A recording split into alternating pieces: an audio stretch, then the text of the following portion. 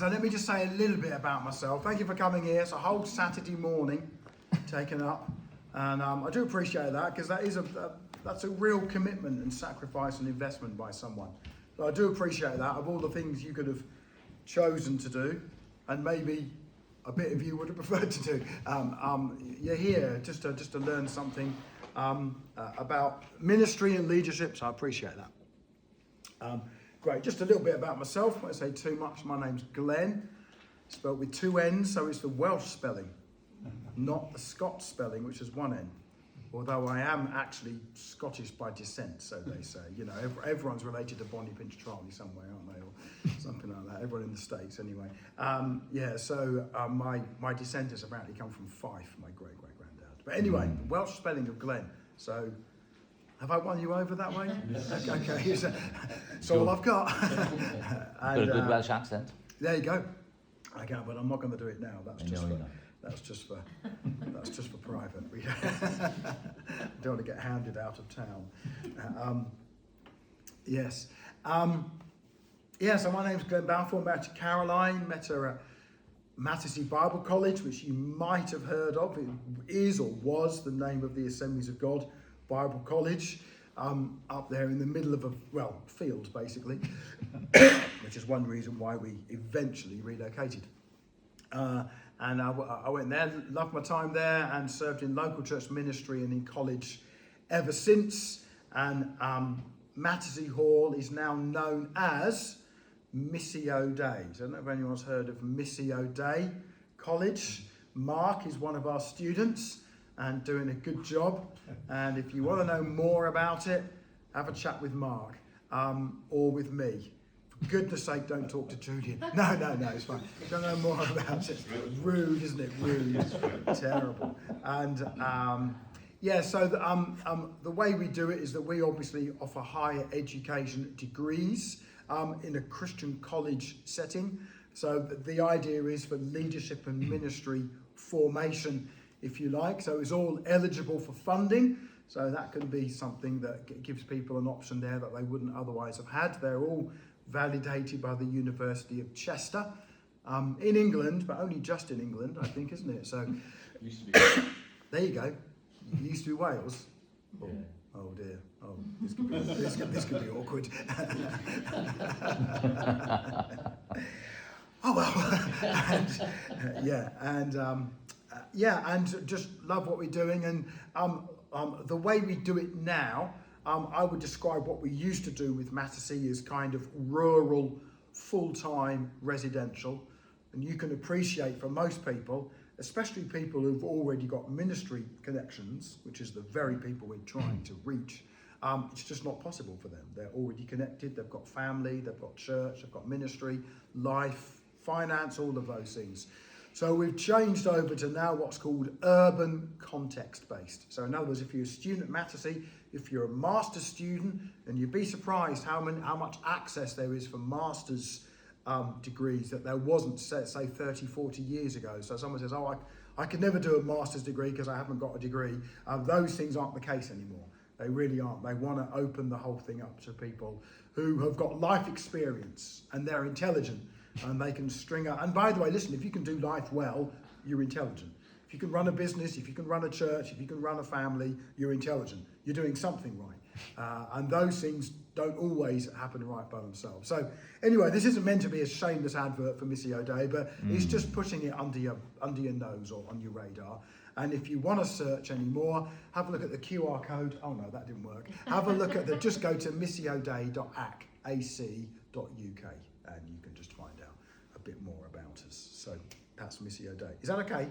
So there you go, that's on that one. So feel free, we have open days every so often, but normally by Zoom and all of that. So if you want to know more about us, or you know someone that might be interested in ministry and leadership development and wants to have something they can use in the marketplace as well, what kind of recognised, as it were, a qualification, then point them in our direction. We might be able to help. Good.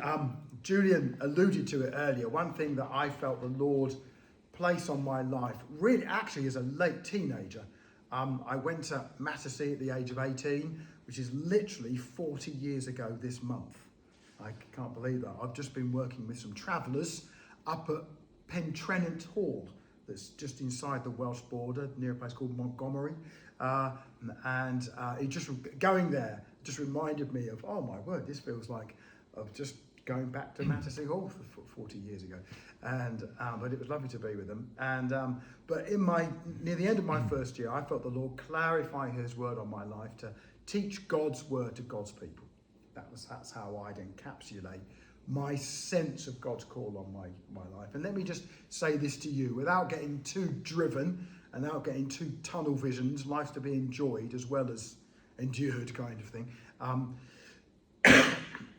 Just as God reveals it to you, get a greater sense of God's call on your life. And I sometimes find it's a bit like preaching, isn't it, really? If you can sum it up in one sentence, honestly, I don't mean just hamming it up or making it up, but if you can honestly sum it up in one sentence, actually that just helps you just to keep the main thing.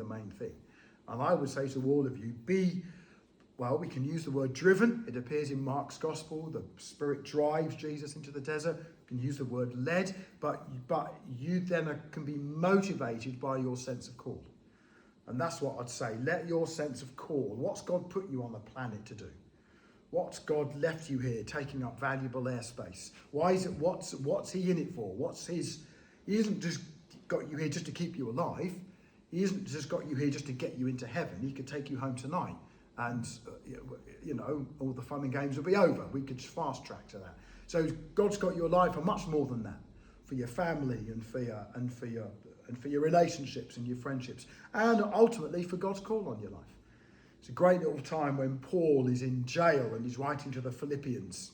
I haven't started yet, by the way, but he's writing to the Philippians, and obviously in jail, you were just kept in jail to decide, are we going to kill them? Are we going to let them go? You didn't serve a sentence, you didn't serve time. You got your physical punishment, normally death, or they let go of you, simple as that. So Paul's in this prison, doesn't know what's going to happen. Am I going to die or am I going to live? And he says, actually, I'm going to be chilled out about it. For me to live, well, that's Christ. That's all about Him. And for me to die, well, that's gain. So I'm gonna relax about the fact that I could die. My word, that's a bit hardcore, isn't it? I don't know that I can say that today, but there you go. But then he comes to a conclusion. But I know I'm going to live because I have a fruitful labour in the Lord. God hasn't finished with me yet. And that's ultimately why we're alive, because we have a fruitful labour in the Lord. And in fact, today is really all about that. So there's another little bit of shameless advertising on the back of that, but I did mean to say that, which is one thing I've done over the years, is that I've worked hard on the biblical languages to the extent of I've produced some textbooks. And so when I go somewhere, I normally, in good Blue Peter fashion, here is one I produced earlier. And this is my Greek. It's not my Hebrew book, it's my Greek book. £20, cheaper, double, half the price, but anyways, £20. And if anyone woke up this morning thinking, Glenn, Lord, if there's an opportunity today to buy a Greek textbook, just saying, anyone with that, but this is your chance to buy one off me, £20, and I've brought a few with me. Is that okay? Yeah. No more cheap advertising. Is that all right? It's done. But I don't want to take them home with me because I'm walking. Just know. Okay, good. I'll leave these over here. Okay, that's all of the introductions and all of the advertising out of the way. Good. So let me tell you what we're going to do today. We're going to do, if I've got good eye contact and all the rest of it, so I'll look for the body language cues. So if you want to go home early, or just do that halfway through, and that's it, you'll get me. So this was my thought today, to do an hour on what I'm going to imaginatively call session 1, which is basically what I will call self-leadership. So this is a kind of, what practical things, Glenn, can I do to help me move on in my leadership? So the first one's self-leadership. And I'm going to spend half an hour unpacking why leading yourself is really important. I'm going to spend some time unpacking that. And then in the second half of that, I want to give you 8 practical things that I think, and there might be many more than 8, and you might think of other things, but when I sat down and designed this a few years ago, I thought if I was going to talk to a younger version of myself, what are the 8 things in terms of my own self and my own sanity and my own health? What are the things that I would want to say to a younger version of me? So I've got 8 practical things I think you should do. Boom, boom, boom. Is that okay? So we're going to go through those 8 things. That's the first hour. So that'll be a full hour if we get that far. That's the first thing. Then you can have a 15-minute break for good behaviour. So it could be, if it's 10 minutes, you weren't that good. But and if it's 20 minutes, oh my word, you were amazing. So we'll do 20 minutes off for good behaviour. Then we'll do the second session, and that again is an hour long. So that will take us to 12:15. That will be an hour long. Again, for half of that, I want to talk about why it's important that you develop in your ministry. Whatever you're doing now is great. But if you're still doing the same thing in 5 years' time, now we've got a problem on our hands.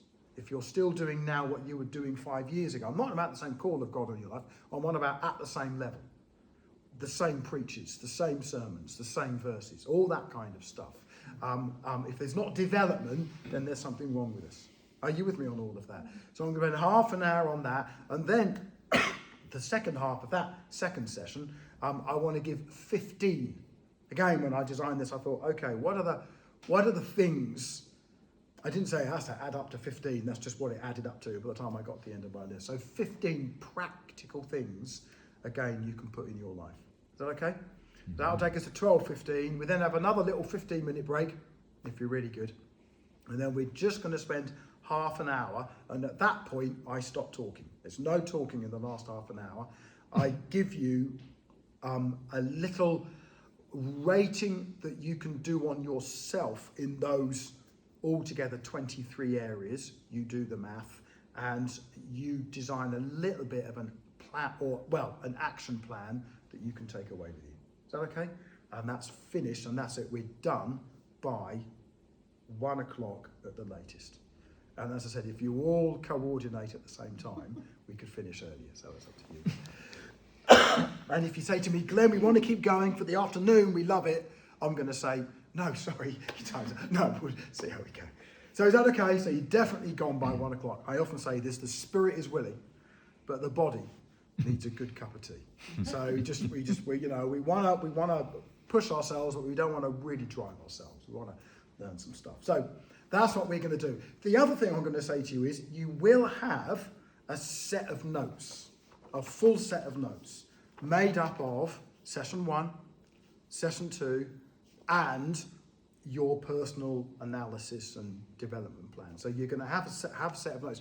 Because of the way I teach, which is quite question-based, and let me ask a question and we'll explore that a little bit, I prefer to give out the notes nearer the end. Is that okay? So what I want to say to you, I do have them here, and if you're really thinking, no, Glenn, the way I work is I have to really have it spelled out in front of me, that's fine. You can have a set of notes now. But my own preference is, let me freestyle with you. Let's go on a journey together, the J word, and at the end of that, you get a full set of notes. So if you've missed something, if you didn't write it down, if you didn't get it, it'll all be in here. Is that okay? And we'll do that. Good. Very good. Are you ready for this? We haven't started yet, but it's going to be amazing. He says. Okay. Good. I want to get rid of my staple one little time. Okay. So we're going to do self-leadership, developing in your leadership and ministry, and then we're going to do the personal analysis and action plan. That's how we're going to do it. Good. And by the way, in the introduction for this, I give you about 7 books if you want to, if you're thinking, oh, I wouldn't mind teaching this somewhere else. And that's the point. You might want to use this as a resource in your own context. It's a great thing for connect groups, actually, or small groups, where you're thinking, oh, actually, let's just take the people on a journey for 2 months and let them do this on themselves. Feel free to do that. It's there for you to take away and use in whatever way you want to. But I put about 7 books that are sort of well-known staple diet books on personal development and leadership development that you just might find helpful. So I won't go through those now, but some of those are quite good. Dare to Lead by Ben Brown. Don't know if you've seen that one or not, but anyway, that's only came out in 2018 in actual fact. Okay, very good. So, session 1. You ready for this? I'm going to ask you a question. What's the most important thing you can do? What's the most important thing you could do? I asked you the question. What's the most important thing you could do? What would your answer be? And I suspect across this room, there could be a different answer for every single person. And good answers, by the way. Great answers, I'm sure. But let me now, I think, put that same question differently. And if I put it differently, we'd all come up with the same answer. Do you believe me? Well, yeah, let's go for it. What the heck? We'll do it. Here we go. What's the greatest commandment? Because at that point, I think that's a different way of asking the same question. What's the most important thing you can do? What's the greatest commandment? In other words, what's the most important thing God thinks you can do? And at that point, we all know the answer. We all know, in fact, 2 answers, don't we? Love the Lord your God with all your heart, with all your mind. It's interesting how when you look at different verses in the Bible and different versions of that command, and obviously Deuteronomy 6 verse 5 comes straight after what we call the Shema. Hear, O Israel, Shema Yisrael, Adonai Eloheinu, Adonai Echad. Anyone know Hebrew here? Oh, great. I'll keep making things up and you'll never know. Hear, O Israel, the Lord our God, the Lord is one. And then love the Lord your God. And Jesus obviously gives that as the greatest command. Then, of course, the second greatest command, love your neighbour as yourself. And I could ask you the question, what's the third greatest command? And the answer is, there isn't one. There isn't one. I love these little trick questions. Sorry about that. But, you know, on these 2 commands, we read in typical Matthew's gospel, very Jewish gospel, on these 2 commands, all the law and the prophets. It's a kind of shorthand way of speaking about the Bible as it was then understood, what we would think of as the Old Testament. All the law and the prophets hang. In other words, everything that God has ever said is a tributary, is a trickle down, is a knock on in one way, shape or form of either command 1 or command 2 or both. That's fascinating, isn't it?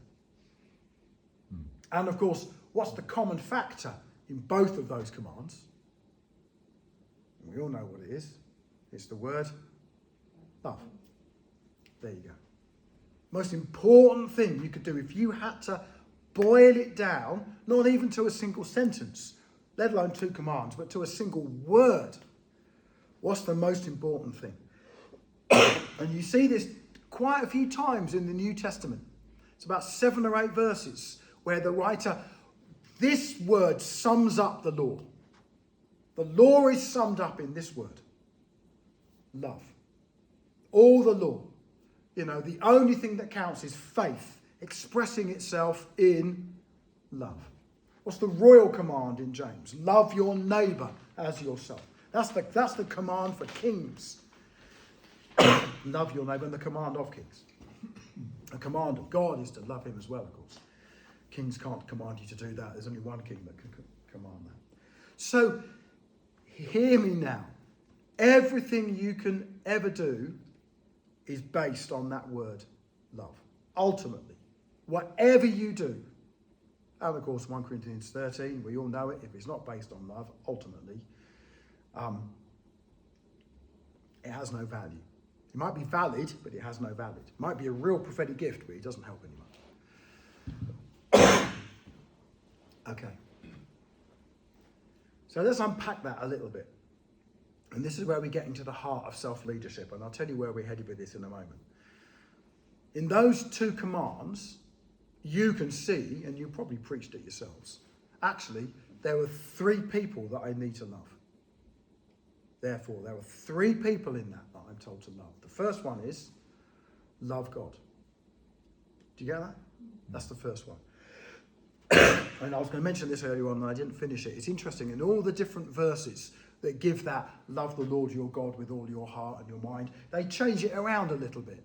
They all, some say your strength, your power, some say your mind and your thinking, and they change it around a little bit. But it's interesting, they all start with the same first word. They all start with heart.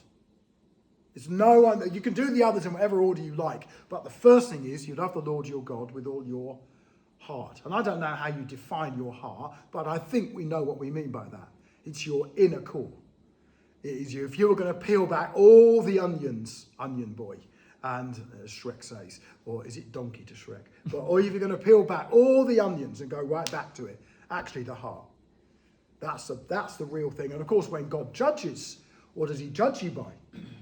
Judges you by your heart. The bit of you that no one else can see. And you can even deceive yourself about, by the way. The only person you can't deceive is God himself.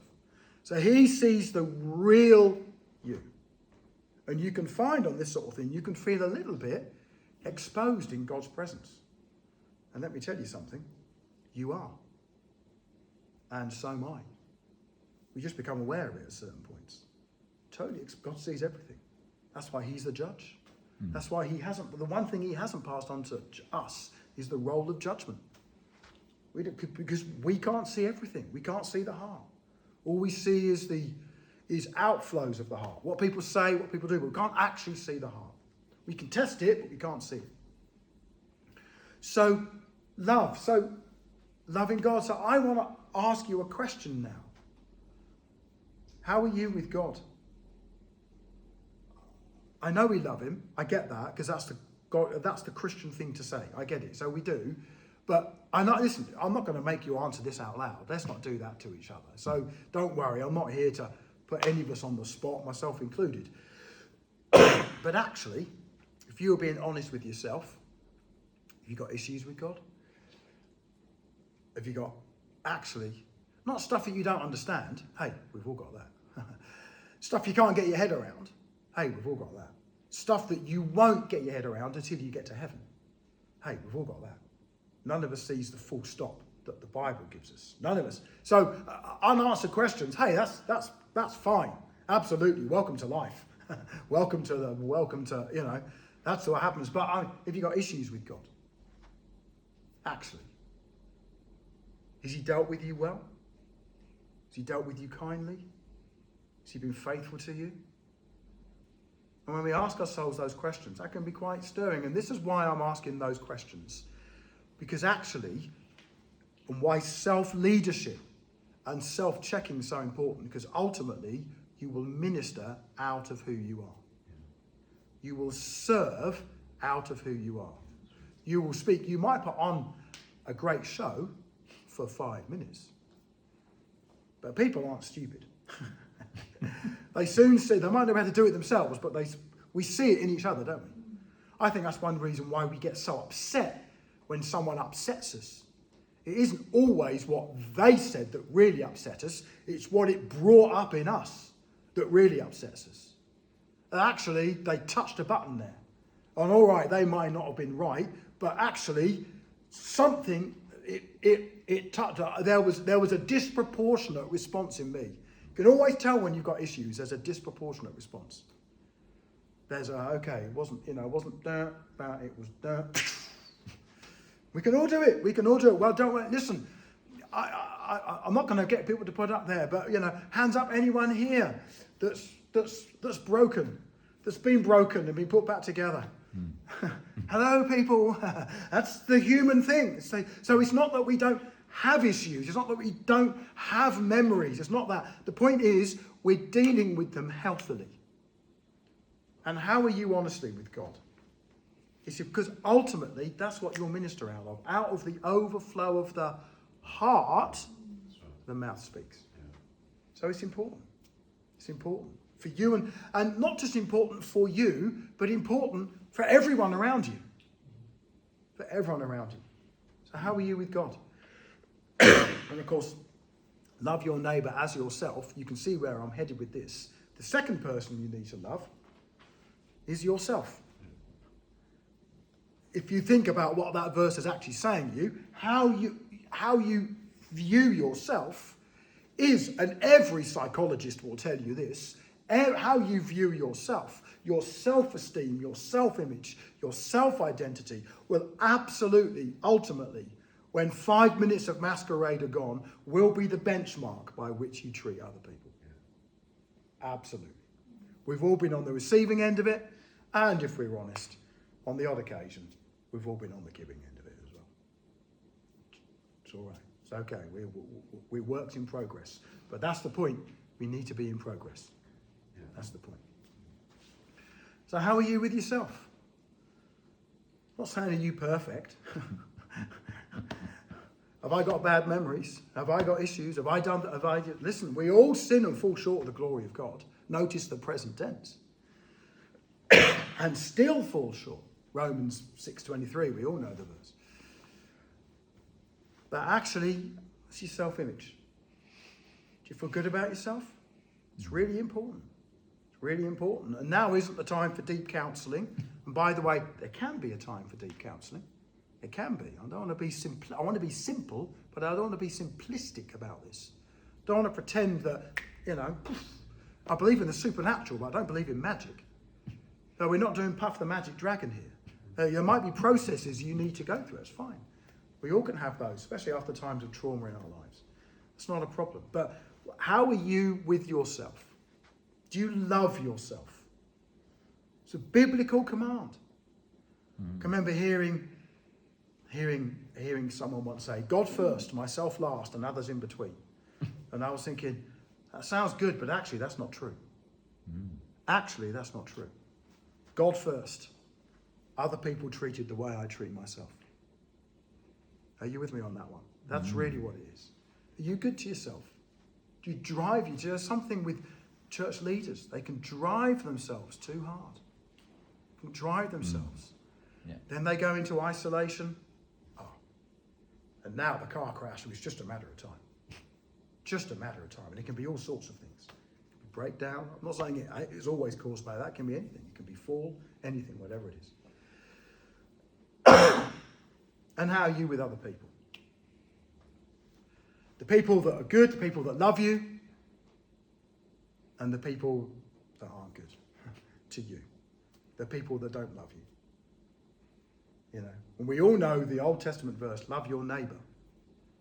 But Jesus does go that extra mile, doesn't he? No one else does. Love your enemy. How are you with that one? My work here is done. But this is why it's so important for you. Number one, because you're important. Yeah. You don't want toxic stuff in you.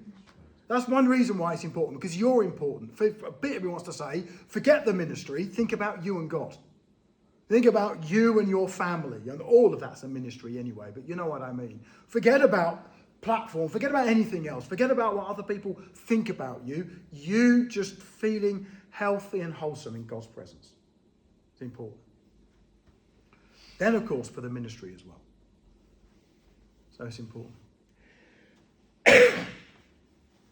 Interestingly enough, and we'll just say a little bit more about this, but interestingly enough, when you look at when Jesus has asked that question, which is the greatest command, actually, it's a kind of bit of a trick question, but he does something quite clever with it, as you'd expect Jesus to do.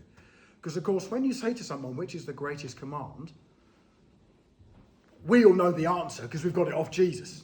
But if we hadn't heard what Jesus said, we'd be thinking of the 10 Commandments. Yeah. Well, which of the 10 Commandments, which one of the Decalogue could I let go of? Which one's a bit more negotiable than the others? So it's a bit of a trick question, because none of them are negotiable. So he's being asked a bit of a trick question. And he does something here that actually was done among rabbis at certain points. And I won't go into a huge amount of detail on this, but you can read quite a bit about it in Exodus 32, where we're told that the commands are written on 2 tablets of stone, and on the front and on the back. And basically, the way that's understood, the way we often see it, is that they're written on 2 tablets of stone, half of them on one tablet, half on the other tablet. Are you with me? Just on one side, because that's what we see when we think of the 10 Commandments. Charlton Heston, those of a certain age, with its five on one, 5 on the other kind of thing. That's how we think of it. But actually, if you read Exodus 32, now it's a bit more than that. 2 stone tablets on the front and back of each one. And now, that makes a bit more sense. That kind of happens now with covenants that we make with people, legally binding agreements, and happened with ancient legally binding agreements or covenants with nations and city-states in the ancient world. The reason why they're written on 2 stone tablets is you've got 2 copies. Got 1 copy for each party. I'm going to give you your copy. We both sign it. I've got my copy. We both sign it. Now we've both got the T's and C's. We've both got the agreement. And if you break your bit, I can wave this piece of paper or this stone tablet, and you can do the same to me. So that's what's happening there. Another interesting little thing, and this more comes out in what the rabbis later do than in the New Testament. We tend to think that they're written. Oh, and by the way, of course, between 2 city-states, the covenant was written on stone and placed on the border between the 2 countries.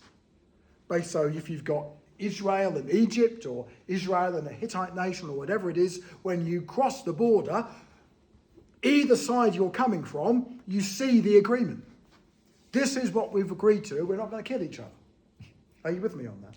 And look at where the 10 Commandments are placed. They're placed in the Ark of the Covenant, in the most holy place. In other words, on the border between the 2 territories.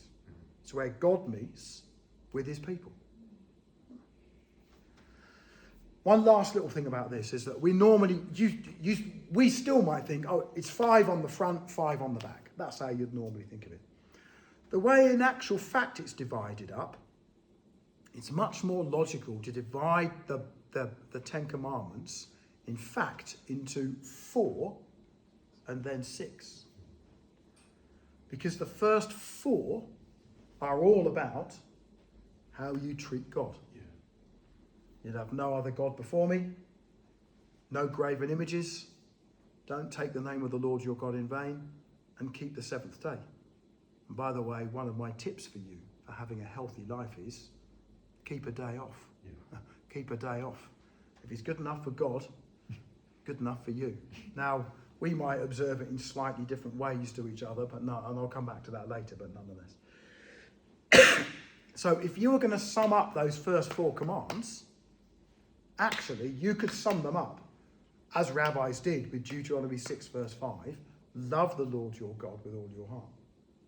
If you love the Lord your God properly, you'll keep those first 4, because they're all about how you treat God. Even the Sabbath one. No graven images, don't take the name of the Lord your God in vain, worship only him and keep the Sabbath. If you love the Lord your God, you'll do that. Then the last 6 are all about, in other words, from number 5 to number 10, they're all about how you treat other people. Love your neighbour as yourself. It's not even one of the 10 Commandments. It's Leviticus 19, verse 6. Not even one of the 10 Commandments. But it was used to sum them up. So again, actually, Jesus is saying, if you love your neighbour as yourself, what's the very first of those commands? Very first of those, second 6. Honour your father and your mother. And I often say to people, how are you with your parents? Which is not the same as how are your parents with you. How are you with your parents? It's interesting how you treat other people starts there. And I often say this when I'm talking to younger people, but actually I do say it when I talk to older people as well, because we've all got parents. And listen, even if they're not here, you can still honour people that aren't here. You say you agree with them. You say they got everything right. You say they got anything right. There are bad parents. There are no perfect parents, by the way. No perfect children either. But how are you? Then, do not murder. Well, fair enough. Do not commit adultery. Fair enough. Do not steal. Fair enough. Don't lie. Don't bear false witness. Don't covet your neighbour's things. My word. How often I'm driving around and I see a nice car and I say, I love that car. Terrible. 10 Command? Stop it, Glenn. Well, there's one thing about admiring a car. There's another thing about being jealous of other people. I was going to ask you the question. How are you with your own self? Have you got issues? Have you got issues? And sometimes you need help with those things, isn't it? You need to work on. I think sometimes life is made up of decisions and process on the back of it. And I don't think you can use one to shortcut the other. So sometimes in the moment of crisis or the moment of decision making, make the decision. But you still have to live that. You still have to work that out. You still have to process that. I think it's really important. That's why I think it's really important to make the declaration of, Lord, I forgive that person. Make the declaration. Put it on your lips. Declare it. But you still got to allow yourself the process of working through that. That can take a long time. And the point is, as long as you're committed to the process, as long as you're saying, I know what I need to do. I don't want, that needs to be resolved. Don't want to enter God's presence with unforgiveness in my heart. Don't want to enter God's presence, issues with myself. Is that okay? Self-leadership. Very good. And here is the drive. Here is the drive. You will minister out of who you are, and you will minister what you are. You will reproduce who you are. You will impart what you've got. And sometimes, as I said, that's why we can be slightly more. Sometimes it's not our actions that give us away, it's our reactions. Because that's the stuff we're doing on impulse. That's the stuff where someone hit the button. And we can all do it. And when you see those moments, hold yourself to account. Okay. Very good. Let me give you some passages of scripture you can read to yourself. We won't read them now, but actually, in fact, the second half of Ephesians is a great chapter to read. Let me explain how Paul's letters work. He does theology, truth, the good news, the gospel in the first bit. And then he has a little segue verse, a little therefore type verse. And then he goes on to application. Therefore, you get lots of those. Ephesians chapter 4, verse 1. Therefore, live a life worthy of the calling you have received. And we've looked at the calling in the first half, second half, now we're getting into practicalities. And some of those practicalities are great. And the very first practicality, hear me now and hear me good, strive to maintain the unity. My word. How are we with that one? It's difficult, isn't it? Especially when we haven't been altogether treated properly in the whole thing. And the very next thing, how we work in relationships. So Ephesians chapters 4 to 6. Very good. Okay. Is that okay? Yeah. Anyone got any questions they want to ask me? There's no yawns there yet, so we're good. We're good to keep going. I could say so much more about that, and there are some things that I've missed out, but they will be in the notes. So when you get the notes and take it away, you can read that. And as I said, if you want to use those, there's a resource in your own small groups. Quite happy for you to do that. It's not a problem. And all of that. Good. Maybe I'll just say one last little thing. Sometimes we can see self-leadership as getting the stuff that's not so good out of us. I've got issues, I need to get hold of that. But we've got to be careful, because that can be quite a negative thing. That can be quite a thou shalt not, thou shalt not, thou shalt not. You can stay in your bedroom and do nothing, but you're still doing it all in your mind. So a nature, and I think human nature, abhors a vacuum. So you're going to be filled with something, whatever it is. And I think sometimes you have to get past that. Well, okay, I'm not going to get so preoccupied by the stuff I don't want to be there. I'm actually really going to be preoccupied by the stuff that I do want to be there. It's why we feed ourselves on the Word of God, isn't it? It's why we spend time. It's why we spend time together. Interestingly enough, actually, Paul tells believers to flee from 3 things. And boy, for those in leadership, these are the 3 things. Flee from the love of money, one of the big things. Flee from youthful lusts, one of the other big things, and you don't have to be youthful either. And flee from idolatry. In other words, power, something that takes the place of God. Mm-hmm. And actually, if you think about it, that lists those 3 things, doesn't it? Sex, money, power. They're the things. But it's interesting, when Paul talks to Timothy, he always says, flee from those, but pursue. And he doesn't say just simply stay away from that. He gives him something positive. But pursue righteousness. Pursue joy. Pursue peace, along with all those who call on the Lord out of a faithful heart, out of a pure heart. So in other words, don't just think about, okay, what have I got to get rid of that's negative in my life? Think about putting the stuff in there that you want to put in there. It just helps just to tip the seesaw a little bit. It helps. It's amazing. I don't know if you're like me. I'm sure we're all the same. It's amazing how much when you spend time in God's presence, you just tend to be a little bit nicer to people. And you didn't really try it. And you spend some time not in God's presence and you didn't try it, but you really are a little bit nastier to people. You think, oh, I'm acting no differently, but you clearly are, because what's in is coming out. And I find when I spend time in God's presence, it just helps me just to recenter things again. It's not that things disappear. We're not in a world of denial. Let's not do that to each other. We're not in a, no, that didn't happen. No. Let's not do that. Abraham faced the fact that his body was as good as dead, but he believed. So it's not denial. It's actually having something that takes center stage over all of that. It's not saying, no, that didn't happen. No. You know, it's not that. It's saying, no, but this did happen. The grace of God in my life.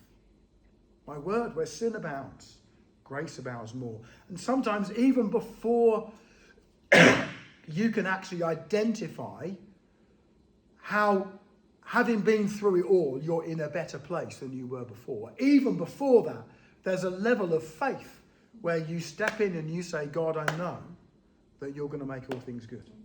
I know, Romans 8:28, God works for the good of those that love him.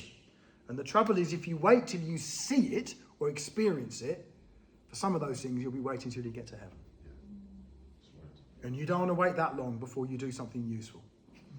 Are you with it? I often say this to students. Just imagine you've got this theological conundrum you can't get your head around.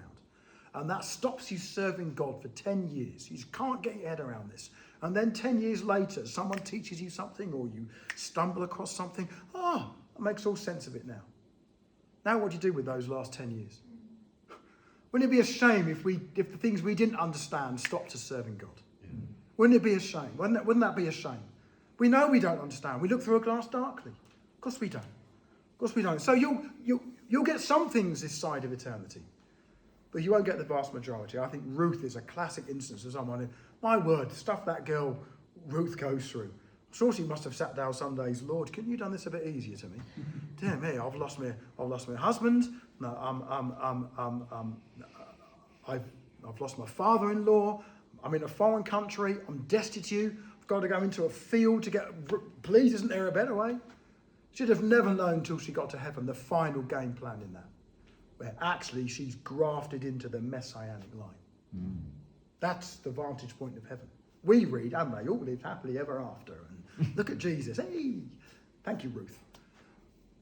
Mentioned, of course, in Matthew's genealogy. Ruth and Moabite.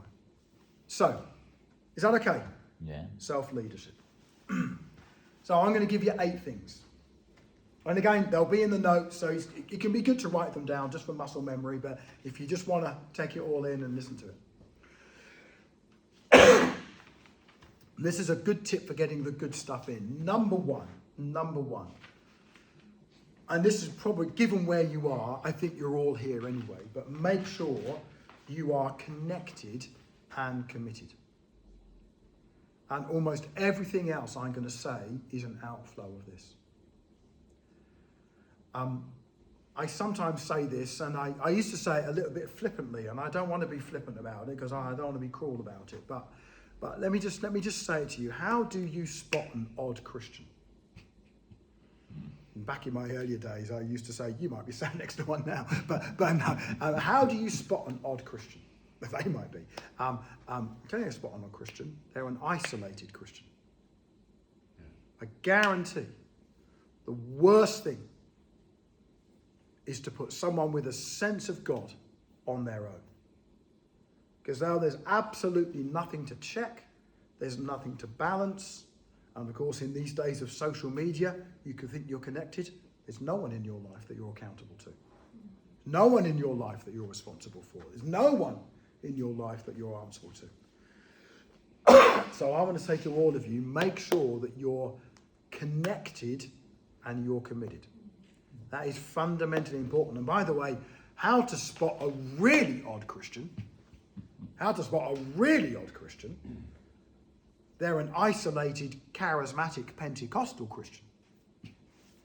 Because now we're adding the Holy Spirit to grace. And I can tell you, when that's just left on its own, it's not too long before that tangent has ended you up in Space Cadet land. I just be honest about that. And now the big issue for you is not if any issue other than Jesus and the good news is the big issue, that needs some correcting, doesn't it? That needs some sorting out. So number one, make sure you are connected and committed. It's really important. I love the fact Paul and Barnabas have a big Barney, you know the one. Is it Acts 14, isn't it? And they had such a great disagreement. They part company. That's fine. It's not ideal, but it needs to happen sometimes. And it's good that happens. There's a great little time when that happens with Jesus and John the Baptist.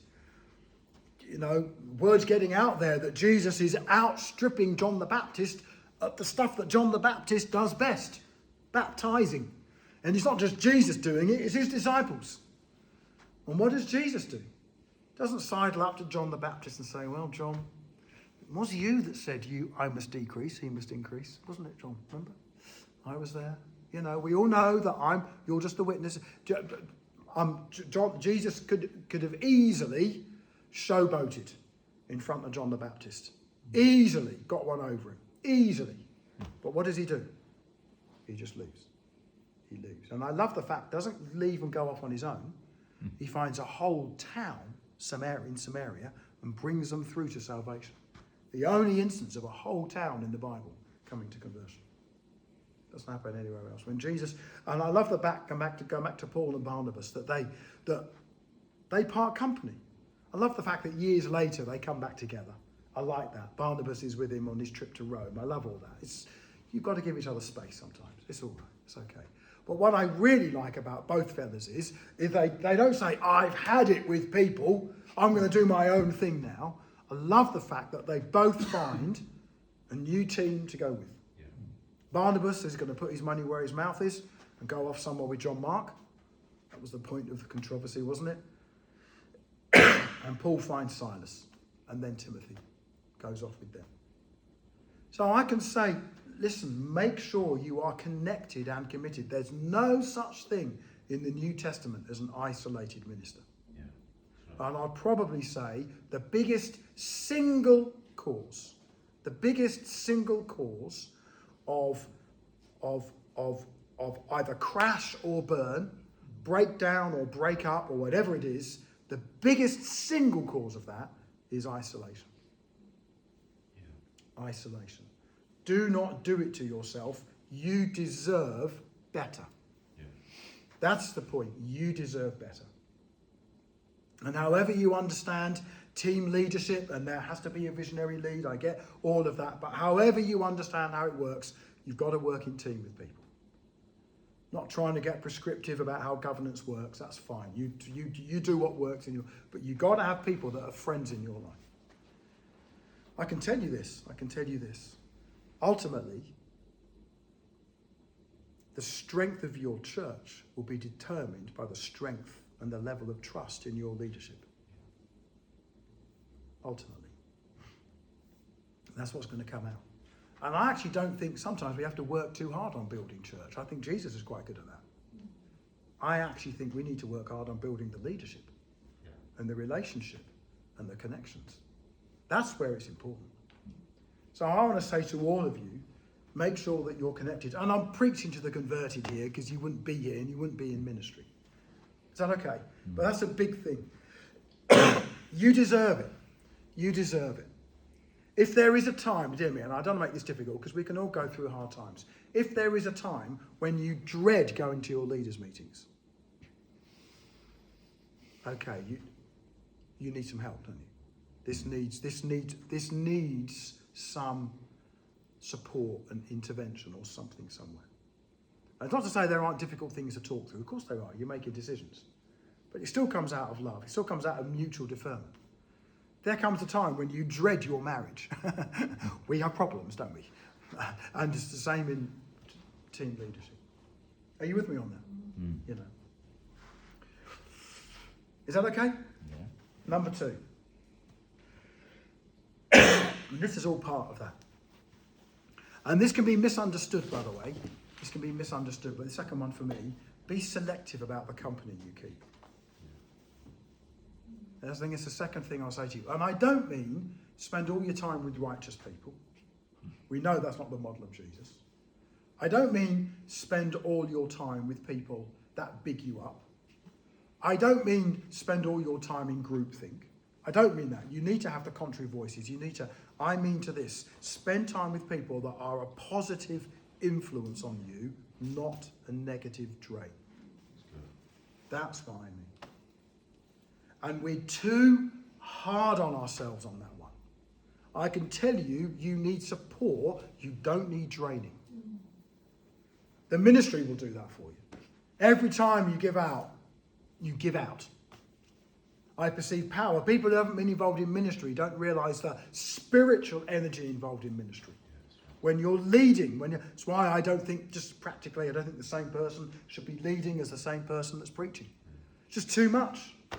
You just run dry. I'm listening for God in this, and spread the love. Spread the love. And actually, at least once a month, at least if not twice a month, make a point of, and I'm doing nothing today, other people are. God, otherwise you're never getting in. So be selective. And the verse, of course, I think of is bad company corrupts good character. Yeah. And it's interesting where Paul gets that from. He doesn't get it from another Christian. He doesn't even get it from the Old Testament. He gets it from a pagan poet. He's quoting a pagan poet called Menander. Do a little wiki search. Doesn't even quote someone who loves Jesus.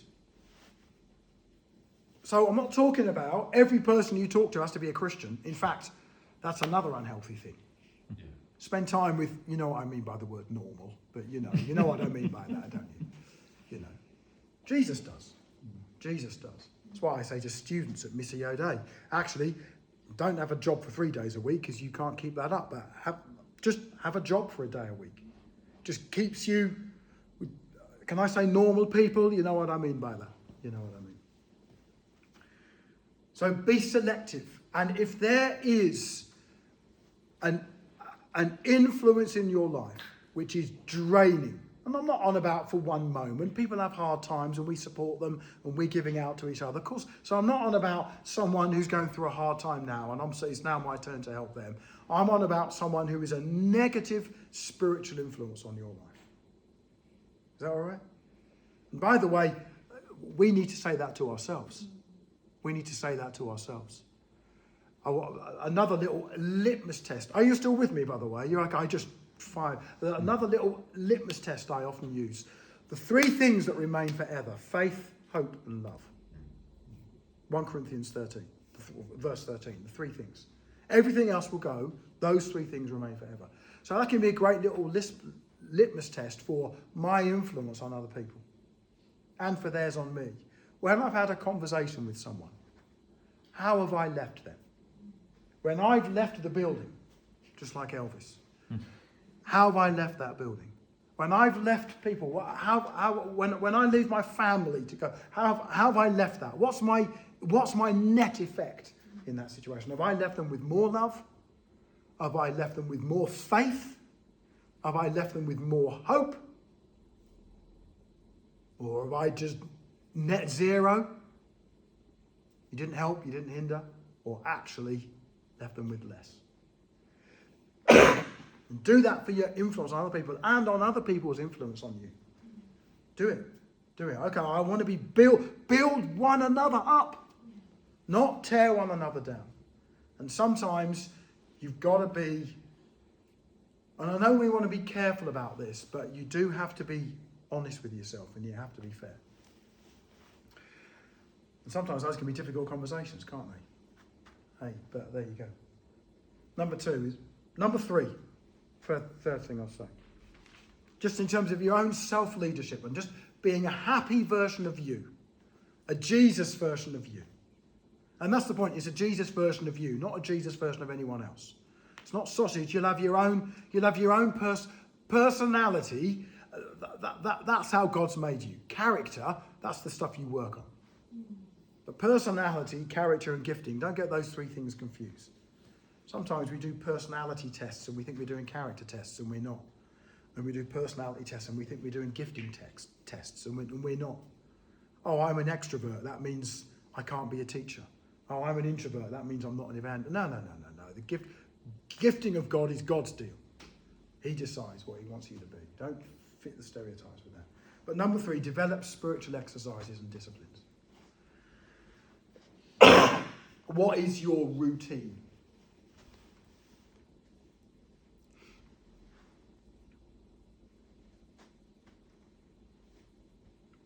I'm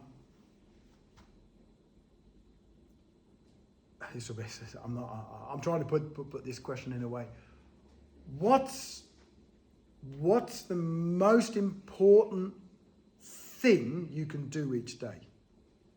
Now, that's not a very helpfully leading question, so I'll give you my answer and you see where I'm headed. And a bit of me wants to say, go to bed at the right time the night before. Every single day starts the day before. Every good Sunday morning starts on the Saturday night. Every good Monday starts on the Sunday night. And a bit of me says, actually build routines into your day. And almost if you're going to get the day to work, you've got to get the night to work first. It's interesting how we tend to think. We think of days made up of daytime and then nighttime, don't we? It's day and it's night. But actually, that's not the way it works in the Jewish world. It's taken from the account of creation in Genesis chapter 1. The first day, the first night and day, he called day. So in other words, in the Jewish mindset, in the Semitic world, if you like, actually it doesn't go day then night, it goes night then day.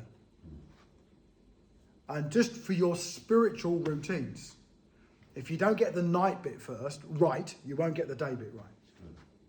You can't wake up shattered and do a good day. It's not going to happen. And we're not nocturnal, so we can't swap how people work on shift patterns. My word, my heart goes, how do they do that? I just don't know. God bless them. Because that's really difficult. I take my hat off to people who do shifts. I mean, random shifts and all that kind of, my word. Should be banned. Spiritual exercises. Know the scriptures, bit of prayer, and hey, a little bit of fasting. And people have a little go at this, so fasting's not dieting. And a bit of me says, well, you can double them up. It's not actually bad to go without food for 1 day a week or something like that. Not a bad little thing, he says. Number four, and I say this to all of you, take care of your whole person. All of you is important to God. Take care of yourself physically. And I'm actually not very good at that, if I'm honest. I'm terrible. On 58, I haven't yet gone to my, well, you know that well man thing you can get when you turn 50? And I haven't done that. What am I doing? Someone tell me off. No, that's fine. No, that's fine. But it's, look after yourself. Look after yourself. Actually, and don't forget that the way you look after yourself is the benchmark for how you look after other people. Yeah. If you do not give yourself the right time off, guess what you won't do to other people? If you don't give yourself the slack that you need, guess what you won't do to other people? By the way, this can work in physical families as well. Fathers and mothers, but it can be dads, can't it? Who are a bit driven when they were younger by their dad. You find out he was a bit driven by his dad, and he was a bit driven by his dad, and you're constantly living up for the compliments and constantly never quite get it right enough.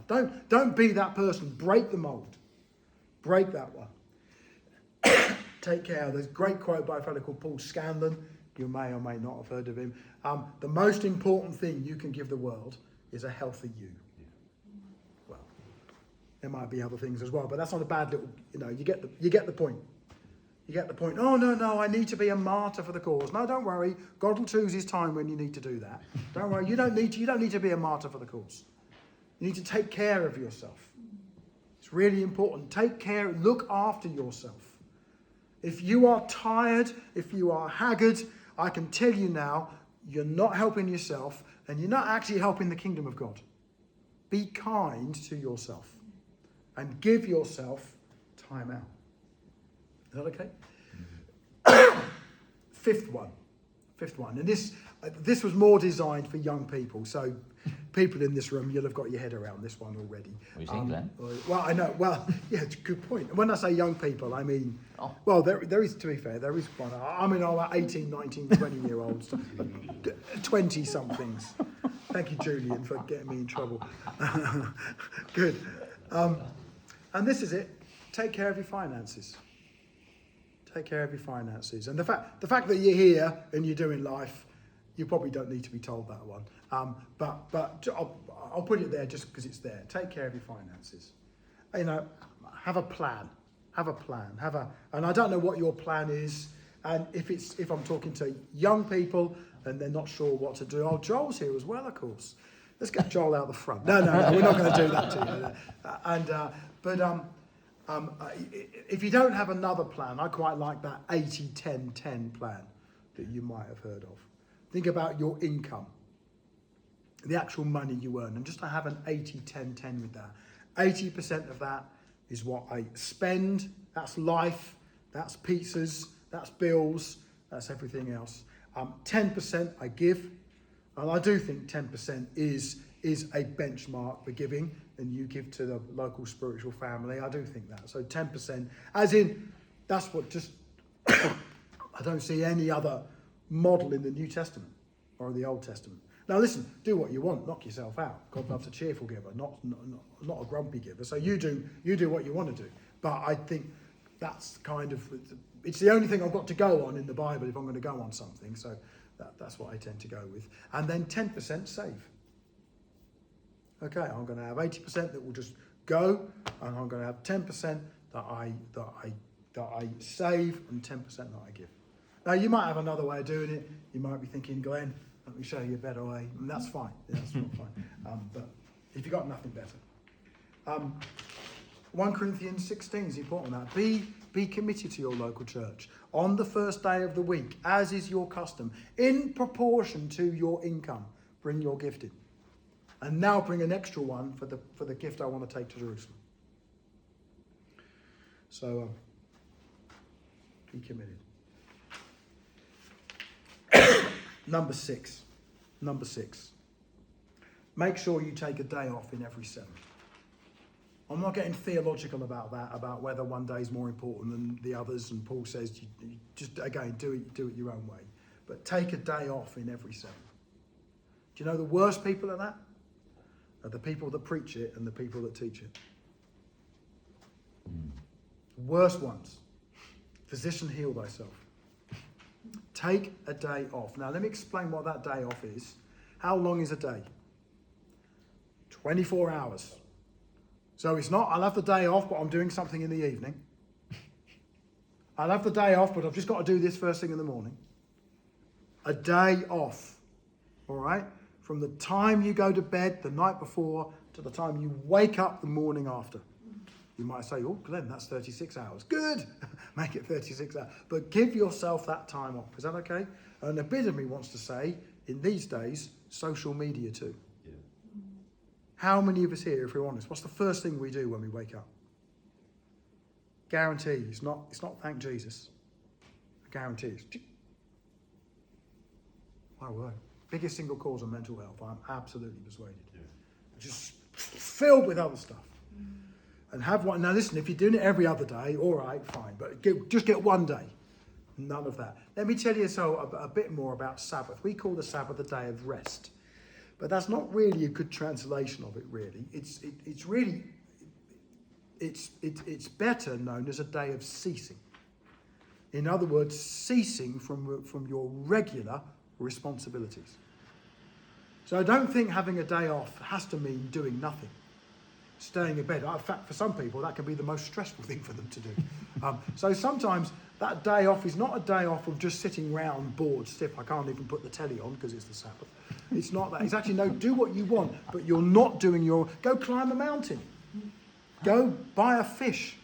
Don't know where that came from, but do whatever you want to do. Go and do your thing. Go, ride a horse. Do it. Go down Penny. Yeah, there you go. Go down Penny Lane. Whatever it is. Listen to music. Whatever you want to do. Go shopping. Just don't spend any money if you're my wife. But whatever you want to do it. Whatever you want to do. So it's not doing nothing. It's doing something that you enjoy doing. Are you with me on that? And if you enjoy doing nothing, do nothing. It's all right. It's fine. It's fine. But that's important to say. It's not a day of resting necessarily. It's a day of ceasing from your normal responsibilities.